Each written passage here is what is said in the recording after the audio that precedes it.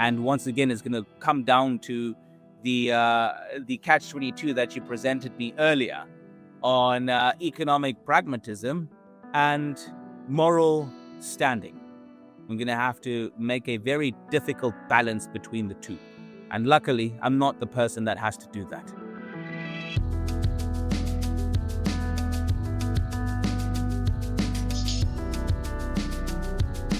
Welcome to this week's edition of In Solidarity, where we are reporting and recording a few thousand miles from our usual base in the United Kingdom. My name is Adeji Ritingwa, Africa editor at openDemocracy in Abuja, Nigeria, sitting in for my colleague and OD's editor-in-chief, Aman Seifi. Today, we are speaking with Menzi Ndhlovu, a political economist and risk analyst at Signal Risk, and a commentator on public and economic and political affairs. Menzi is based in Cape Town, and today, Menzi and I will be talking about a fraught, developing geopolitical story that has South Africa on one side and President Trump, and I suppose the USA, on another. These two countries have historically shared a somewhat uneasy relationship from the days of apartheid, which the US did not oppose, to South Africa joining forces with some of America's greatest rivals, Russia and China, through BRICS. Since Trump has taken office, things have come to a head. And we'll get into it shortly. But let me not give it all away yet. Menzi, thank you for coming to talk shop with us. Ayo, it's a pleasure to be joining you. I'm glad that you guys are finally recording outside of the UK. You get me? I feel like that gives the discussion an air of authenticity. Yeah. openDemocracy is a global. We're a global newsroom, so we're trying to move it around. So now we're Africa, South America, and the UK. Let me just, before we dive into it, I think it's just fair for people who maybe don't know to give like a quick background. To say, which is not much, like when Trump entered office, one of the first things that he did was cut foreign aid to South Africa because he believed that South Africa is going after white people. I think Elon Musk called this a white genocide, that somehow South Africa was taking land from white people, South Africa was behaving badly, and also before Trump people entered, South Africa had brought a case against Israel at the International Criminal Court of Justice. And for all these reasons, South Africa is now currently in the crosshairs of President Donald Trump. And the relations have broken down over the last 4 months. And today we'll discuss the how and why and everything in between. Before we dive into the specifics, something that in my sort of preparing for this call that I found really interesting, that I want to start from the really macro, is something that South Africa is doing, which is that South Africa is proposing to rename Sandton Drive, which is the road where the US consulate is on. They want to rename it to Leila Khalid Drive, and Leila Khalid, I believe, was a Palestinian freedom fighter. And of course, as I understand it, has gotten so contentious that even the president has waded in what I imagine is a municipal issue.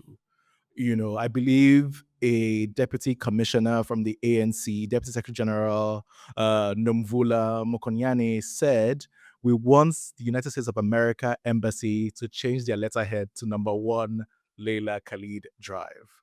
So let's start there. My first question is, why is this happening? Was this always in the works? Are they doing this as part of the current conflicts with, conflict, quote unquote, with the USA, or what is happening? It's a very, very interesting question that you're asking. And I think there are a number of levels to this. I think what we need to distinguish here is what's happening at a party level, the state level, and at the macro level. All right. And you have 3 overlapping points of tension. You have the ANC versus the US. You then have the South African government, which is a multi-party government, versus the US. And then you have the US versus the rest. Now, the Leila issue is part of the ANC, which has an independent agenda of its own, separate to the state. All right. And that is an initiative that is primarily led by the ANC, rather, which was prior to this dispensation. That was effectively the state because it was a absolute dominant party, but that's no longer the case. All right. But this issue has continued and it has become part of the state's framework. And as we know, historically, the ANC has been sympathetic and it has had solidarity with the Palestinian struggle. And because the ANC was the sole governing party in South Africa. That was official South African policy. Now, it has continued in that manner, at least the ruling party.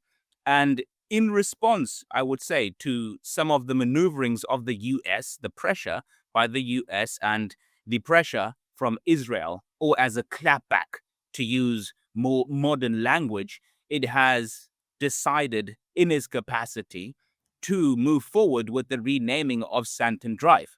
All right. And it's not necessarily an official government policy at the moment. So let's not conflate the two. But the ANC, it's still moving around as if it's still the sole governing party. What has transpired, though, over the last couple of weeks is that they've started to walk back from that position, which, yes, depending on where you stand from a moral perspective and a pragmatic perspective, would have you positioned in different spectrums. All right. There is a very strong argument to say that what the ANC was doing was principled. It was endorsing a Palestinian activist, and it's something that's been aligned with the party and to some extent with the state, right? But then there are others, and it's also a conflicting school of thought here in South Africa that would say that you are antagonizing and you are worsening a situation with ally is a very interesting word to use in this context, but a co-participant from whom we derive substantial economic benefit. So it's in the interests of servicing and maintaining that relationship, which, by the way, is a national geostrategic aim, to actually desist from that and to desist from actions that are openly adversarial to the US. And we find ourselves in South Africa with this tricky balance. And it's not just the renaming of Sandton Drive, it's other issues as well, such as South Africa's case against Israel at the ICJ. A question around party policy that has become state policy, all right? Questions around principled stands against what is a very problematic thing that's happening in Palestine, all right? Questions around sovereignty and what South Africa can do as a sovereign state. Questions around the international legal framework and who can and should be accountable. And then questions around economic and political pragmatism and trying to preserve an ally or a relationship that is beneficial to South Africa. So that is the context and that is the framing that we need to understand that issue with. All right. Now, as mentioned earlier, South Africa has begun walking that back, and that's part of a broader relationship management strategy when it comes to the US. You would have seen earlier on, few ministers and higher-ups were quite bullish in their rhetoric. They were quite open in their criticism of the US. That's been walked back.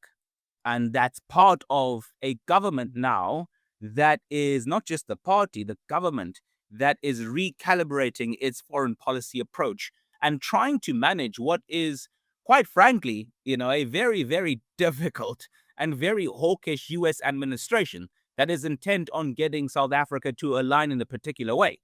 And the difficult thing is that they have all the sticks, they have all the mud. And so it's very difficult to try and carve our own way. So that is the dynamic that's happening around the renaming of Sandton Drive and also around the whole geopolitical and bilateral framework. Thank you for laying all of that out, because if my question was appetizer, you sort of laid out everything else that we're going to eat at this. Gone straight to the main course. To go straight to the main course. And why I started with that is to say, okay, how did we get here to the point where a country changing a street name, which is entirely its prerogative, that it becomes a geopolitical issue? So, like, what are the things that you mentioned? We mentioned the other things aside the street name change that brought us to this point. If you could just give us like sort of historical context, because this apparently, as I understand this, started even before Trump came into office. Absolutely. But yeah. So I think one thing that we need to distinguish when it comes to South Africa and the US is that we've been very uneasy bedfellows, so as to speak. All right. We've gotten along along certain domains, and then we've differed in others. And this duality has been quite evident in economic policy and what you would call political policy, all right, or economic alignment and political alignment, all right. Economically, we have aligned with the West and the US specifically, all right. Politically, not so much. And there are reasons for that. We did inherit in 1994 an economy that was oriented around the West's economic model, that had lines of investment and lines of beneficiation that were linked to the West, all right? Foreign direct investment that was tied to the West, and structures that were Western in construct and practices as well. So that continued, all right? Even before 1994, the West was South Africa's key economic ally. It continued. It diluted somewhat in the post-apartheid era, but that is the structure of the South African economy. And so that has made for a very easy alliance or a framework to continue, and that has continued. Today, the US has the most companies out of any country in South Africa. There are about 600 companies, US companies, right? The US as a country accounts for the third largest portion of two-way trade, around 20 billion, all right? They are the holders of the largest portion of South African government debt, i.e., or in other words, the largest portfolio investor in South Africa. And in some years, they've been the largest foreign direct investor. So they are deeply economically invested in South Africa. And that's a continuation of a relationship that started before apartheid. So the economics are aligned, but where there has been a dissonance, as some people might say, is in the political perspective or in the political domain, where you went from an apartheid government that was kind of aligned with the West. The West did have conscientious objections and things like that, and there were boycotts and things like that. But most governments in the West were happy to support apartheid. Let's be including the US. Now, there were people within the US. We don't want to discredit the fact that there were people who spoke out. You had guys like John Lewis, for instance, the late John Lewis, the senator. He actually looks like South Africa's former president, Jacob Zuma. And you had many other people within the US administration that spoke out about apartheid. But from a state policy perspective, they were, I would say, largely apathetic. Now, I would say the ANC of old was a lot more diplomatically skilled, in as much as they had objections with the West, and they were very good at articulating them. I don't know if you've watched Mandela's interview with CNN's Ted Koppel. And Ted Koppel asks Mandela about South Africa and the ANC's relationship with Libya. And Libya was governed by Muammar Gaddafi at the time. And, Ted Koppel asks Mandela, why are you friends with a dictator, and so on and so forth. And Mandela responds, Ted, you guys from the West want to tell us who our friends are, and you want to choose our friends for us. All right. That is not going to happen. We can be friends with anyone who we want to be friends with. And Ted Koppel was was left stunned, and I think Mandela is very famous, cheeky. I mean, this was like the skill of Mandela. He would berate you, but in a way where it would educate you and it would entertain you. But they had the subtleties of diplomacy. All right. And you're saying that has now changed in the current ANC dispensation? That has changed. Long-winded answer to your response, that has changed. The ANC, especially under Zuma, it leaked a lot of its diplomatic and also intellectual core that was skilled at managing the complexities of these relationships, and also managing a very, very trickily balanced economic and I guess political or foreign policy. Because it requires skill to be aligned with one pole in economics and another in politics and foreign policy. It's very difficult. It requires very, very sound relationship management. I was just going to jump in to say, to mention the results of that. For instance, the ANC hosted an Iranian delegation in March 2025. A minister said, there will be no minerals for the US at Mining Indaba at a conference. So you feel like they've sort of made sort of provocative mistakes, you would say. I would say that, but I'd also be careful in how I say it. So again, there is sovereignty involved, and South Africa is allowed to have a relationship, but optics matter. Optics matter, and relationship management matters. When you are having tensions with one of your biggest economic partners, I don't think it's very wise to then invite their biggest adversary. That's just, you wouldn't do that in your home. You would not do that at home, So why would you do that on a national stage? And this calls, or rather puts into spotlight, some of the own goals, so as to speak, that the South African government has scored as a result of this dearth of diplomatic expertise, so as to speak, expertise and message coordination. All right.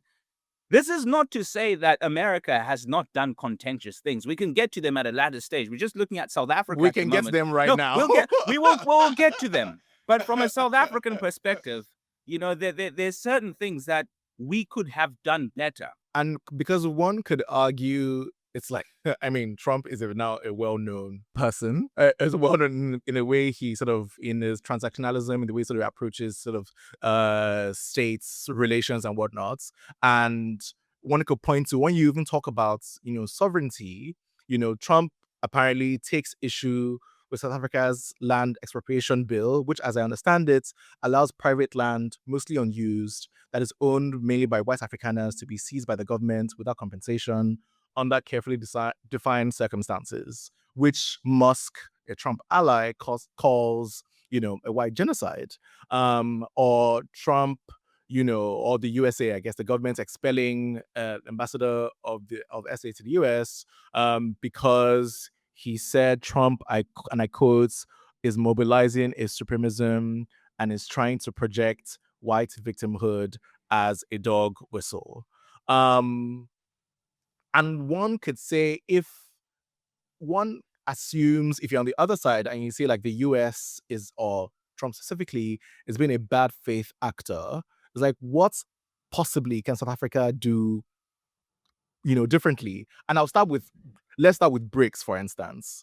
Being that South Africa is a part of BRICS is, by all intentions, from what we can see, is an existential threat to the America's dominance in the world, because they want to create their own payment systems, give countries an alternative instead of dollar being the world's reserve currency. And I believe you wrote this, apparently, like part of this is related to sort of bringing South Africa to heel, as an example to the other BRICS countries. So let's talk about that, because it's like, this is some, unless he is a bad faith actor, there is an economic incentive to antagonize South Africa, actually. That, so no matter what South Africa even does, no matter how skilled the diplomats are, this only ends one way. So now, what would you say, in that regard? So again, that and that's what makes the situation so complex. On BRICS, Nigeria wants to join BRICS. You get me? So Yes. it'd be. Are you saying this because I'm Nigerian? I'm just letting you know. So you guys aren't completely out of the conversation as well. You might also catch yourself getting some stick. Yeah. But again, context. And I think this is what matters. We really need to read beyond the headlines and try and distill these issues, because once again, there are multiple things that are moving at the same time. And it's very difficult to make sense of what's going on if you're just going to look at things as they are. All right. Again, there are, as mentioned, multiple things. The dissonance between South Africa and the US. Now we'll pursue this from the US's side. All right. And then there is also broader foreign policy tensions between South Africa and the US, aligned to the dissonance, which have been in existence even before Trump. All right. We've always had tensions with the US because of this dissonance. And then now there's more Trump-specific agendas that have come up, all right? One of them being an attempt to undermine South Africa's moral legitimacy, all right? And another one being an attempt to signal to the rest of the world that if you go against America's interests, we are going to bring you to heel. So they can't whip China because China's too big. They tried it and China clapped back. They can't do that to Mexico, but South Africa is, in as much as it's small, it's big enough, it's loud enough, it's a country that everyone knows, and it's a country whose foreign affairs and whose general affairs are known to the rest of the world. Who better to make an example of? All right. So there's also that. And then there's, again, the broader shift that's happening under Trump, which is the global geopolitical realignment and reestablishing or reconfiguring America's role as a hegemon. Tensions were never good, all right? But now come Trump, and he's willing to leverage those tensions.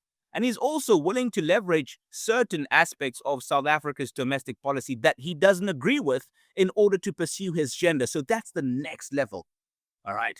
And so that comes, again, from multiple considerations. There's the foreign policy consideration, which is Trump is trying to support his big ally, Israel.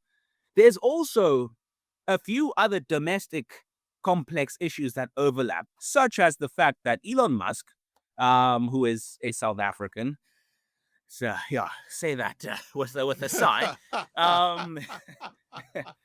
is a troublesome individual, that one, you know. So he's been trying to get Starlink into South Africa.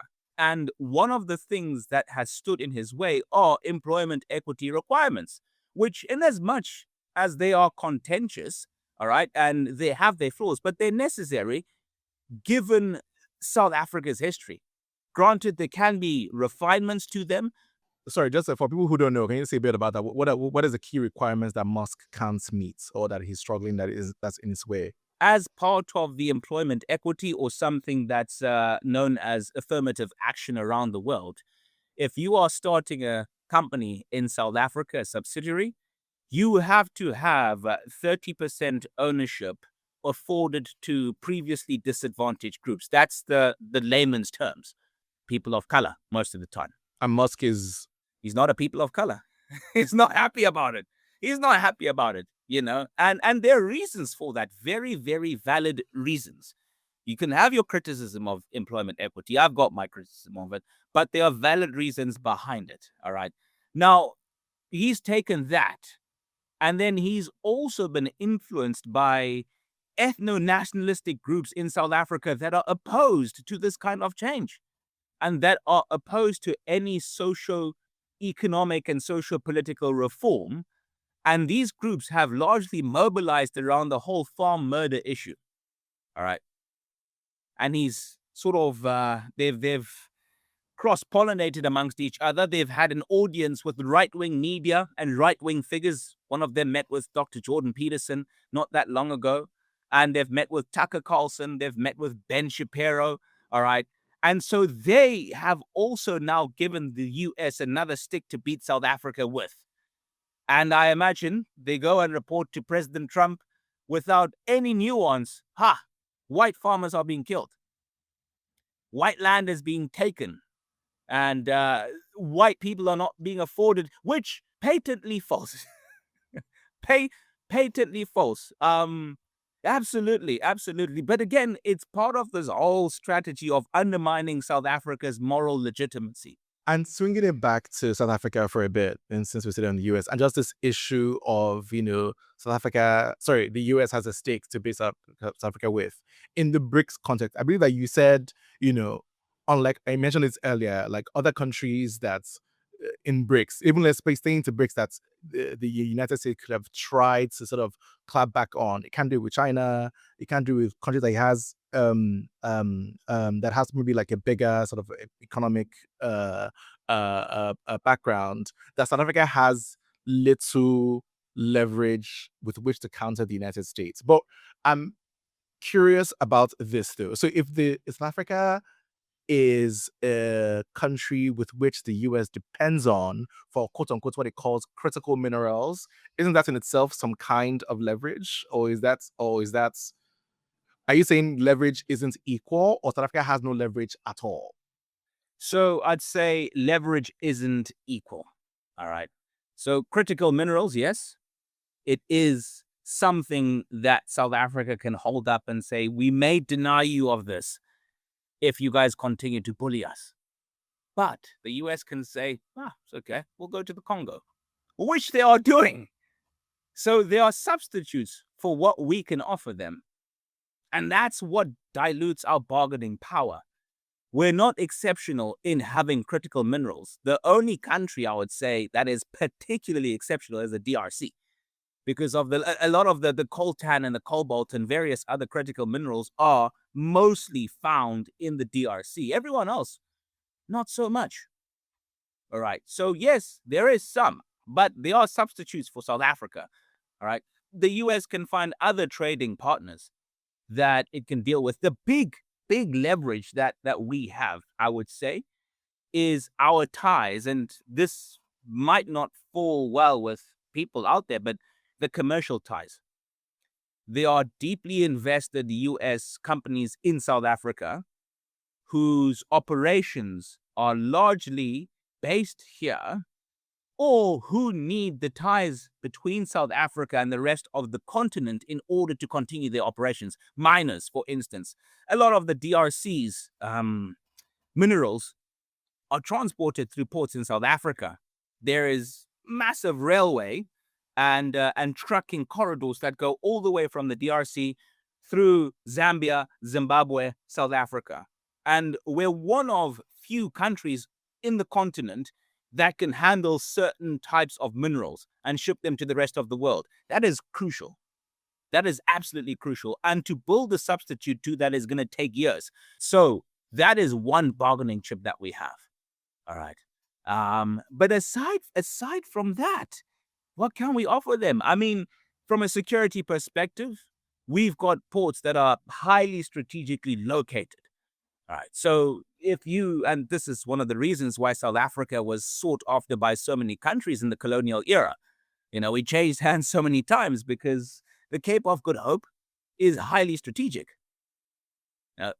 When we had that crisis in the Suez Canal, which is still ongoing, where did everyone have to go around? Cape of Good Hope. So if you have a footprint here, you can monitor a lot of traffic, commercial traffic, naval traffic, and various other transfers that are happening around this corridor. And this is something the US has seen, and it's a footprint that they've sought after. I have two questions from this. Is then what can South Africa do differently to meet the US on its terms, especially knowing that, like you said, like this is now an economic order, a geopolitical order, a global order sort of marked by transactions or brute force or bullying, as the case might be. I would say I would follow the example of certain countries around Africa, which have been very, very pragmatic and astute in navigating Trump. It's all about damage limitation and trying to survive the worst, unfortunately. And this happens in history. This happens in politics. We can't go toe to toe with America. They're bigger, they're faster, they're stronger, they're more powerful, they've got more money than us. I often make this comparison. I did martial arts back in the day, and going up against someone that is better than you in every metric, this is impossible. So you just duck. You duck. You protect your interests in such a way that it limits the antagonization of your bully, in this case, or your adversary, or the entity that you have tensions with. All right. And then you also try to establish or preserve the existing lines of communication, which are there. And I think there's something to be said about the transactionalism that undergirds the Trump administration. And this is what the DRC, See what they're doing with this minerals deal that they're trying to propose with the U.S. Minerals for security. Trump is transactional. If you give them something in a ribbon and you flatter them a bit, chances are they may leave you alone. Mexico has done a decent job around it. I'd say the Kenyans are also a very good example, to like the Nigerians as well. Some of the engagements that are going on around oil, led by the finance minister, Wale Edun. But there are ways of limiting the damage. I think the first thing that needs to happen is message discipline. We can't have different government officials saying different things. There has to be one unanimous message, and that message has to be carefully thought out, right? And it has to come from single sources that are related to foreign policy, not the Secretary General or, the ANC chairperson, who also is a minister as well. All right, message discipline. That is one. And then we pick out mutual lines of interest. As mentioned earlier, there are those commercial ties, there's mining. Can we make a deal around that? All right. And I think there is potential to make a deal around that. All right. And at the same time, I think we can't ignore the fact that South Africa can and should engage with the rest of the world. So how do we also navigate our relationship with the rest of the developing world and the rest of the global south in such a way that we hedge against the risk that's posed by the US, which is a very, very difficult thing to do. I don't have the answers around that. You get me? But I'm not a diplomat. I'm a political economist. It's a time to avoid the worst as opposed to pursuing the best. And it's a time to just stabilize and pivot in the hopes that the worst will pass and we'll move on to a much more workable geopolitical framework. Speaking of pivoting, and so based on something that you said, and talking about, because this podcast is about solidarity, does this then present an opportunity, perhaps, for South Africa, or is South Africa already doing this, in terms of like more cooperation, more trade within the continents, and within the global south? Like, do you see that happening in this administration currently? If you had asked me this a year ago, I would have given you a very, very optimistic answer. But now, looking at the realities and looking at the shift from a multilateral world order to a much more bilateral one, and seeing how African states are moving, I'm becoming quite skeptical, sadly, because I think there's a lot of potential that can come out of greater collaboration amongst African countries. And I was quite encouraged late last year to see our countries settle their differences. Did we? Well, I mean, ignore the social media, guys. I'm a piano versus Afro beats. That'll never be settled. That's like the Jollof rice debate. That's never gonna end. But I think at the highest levels, we are seeing we did see a reorientation of relationships. We saw Nigeria was one of the countries that actually actively supported South Africa's presidency of the G20. And Nigeria has been lobbying South Africa to support its membership of the G20 and its membership of BRICS. And we're seeing a mutuality, an exchange that did not exist under Buhari and Zuma. So I think it's encouraging in that respect. Granted, there's a lot of work that has to be done. But at least the two elephants in Africa are not fighting anymore, so the grass can grow. Well, yeah, sure. I suppose I still have to apply for a visa and wait 3 months for it. So personally, no, I feel you. I feel you. I don't know, but no, but yeah, but that's a fair point. Which actually makes, so maybe our bonds are reestablishing, because South Africa and Nigeria have been close countries. From the pre-apartheid days, and like Nigeria solidarity with South Africa, and hopefully that changes. Which all of this now makes me feel bad about the next question I'm about to ask you. But before, based on some of the research that you've done and some of the articles that you've written, and some of the, I don't know if I have like a specific quote here, but you had sort of said, you sort of made this binary between a moral principled stand and more economic pragmatism. And really, in South Africa's reality, it's that economically, it is dependent on the United States, but politically, it is opposed to the United States because it is an ally of Palestine. And a question I wanted to ask you, which I think is a very fair question to ask, you can tell me if I'm wrong or not. You know, like, are you suggesting that South Africa should choose its battles wisely? And for instance, saying that actually a case against Israel at the ICJ is against South Africa's economic interests. So you need to pick one. That's a very, very tricky question. I don't know if I've got a satisfactory answer, and I might cop out of it. But I think we need to be careful, as you have subtly suggested. We need to be careful about the consequences of the path that we take. All right. I think South Africa is well within its rights and within its moral framework and moral positioning to challenge what's happening between Israel and Palestine in an international order that has been established by the US. But we also need to be cognizant of the fact that we are in a different international paradigm. And so expecting that the advocates of this very system that we are appealing to resonate with us might not necessarily be the case. So we need to be prepared, all right? And as you have suggested, we need to ask ourselves, are we ready for the economic backlash that may come from this? I didn't suggest anything. I just asked. I didn't suggest. Well, what you have asked, I think we need to ask ourselves, and it's a very difficult one. And as one, we're all moral people, I'd like to think.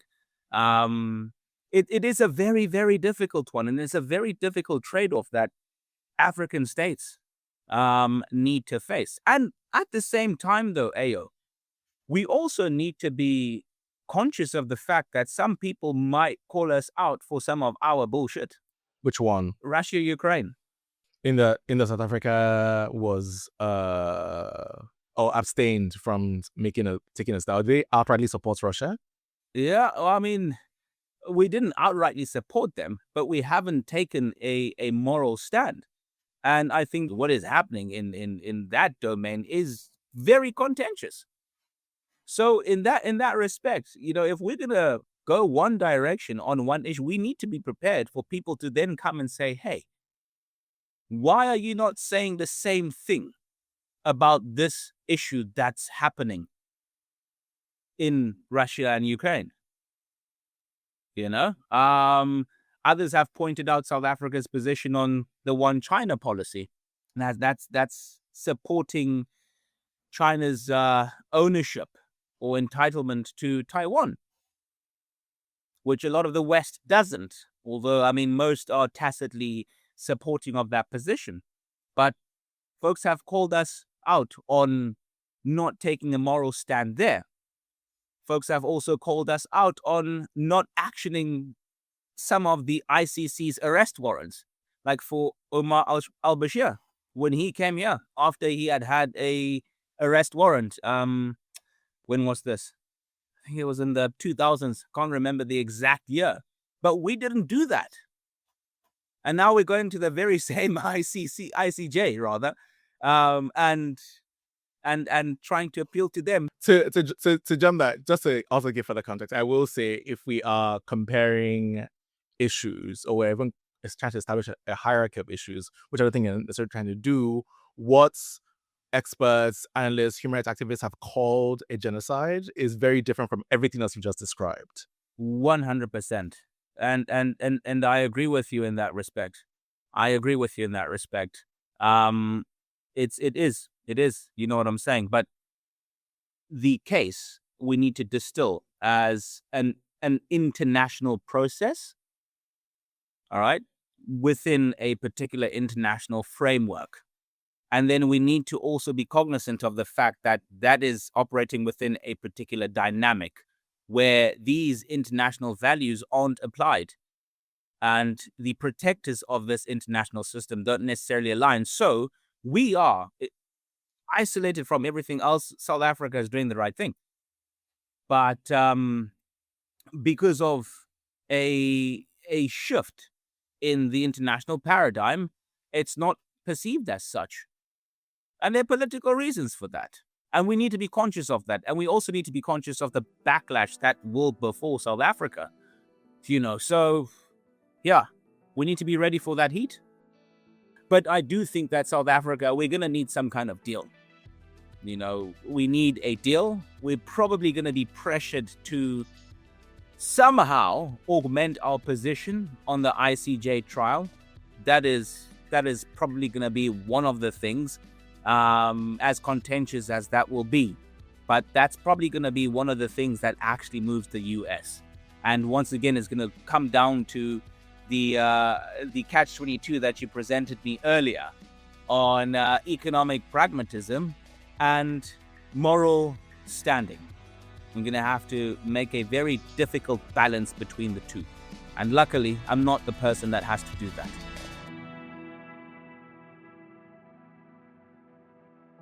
Thanks for listening.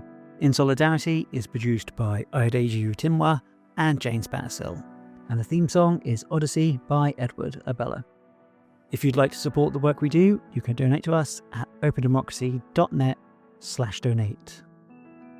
And if you'd like access to the most important stories from around the world, you can subscribe to our newsletter at opendemocracy.net/newsletters. Once again, thank you so much for listening, and from all of us here at Open Democracy, have a great day.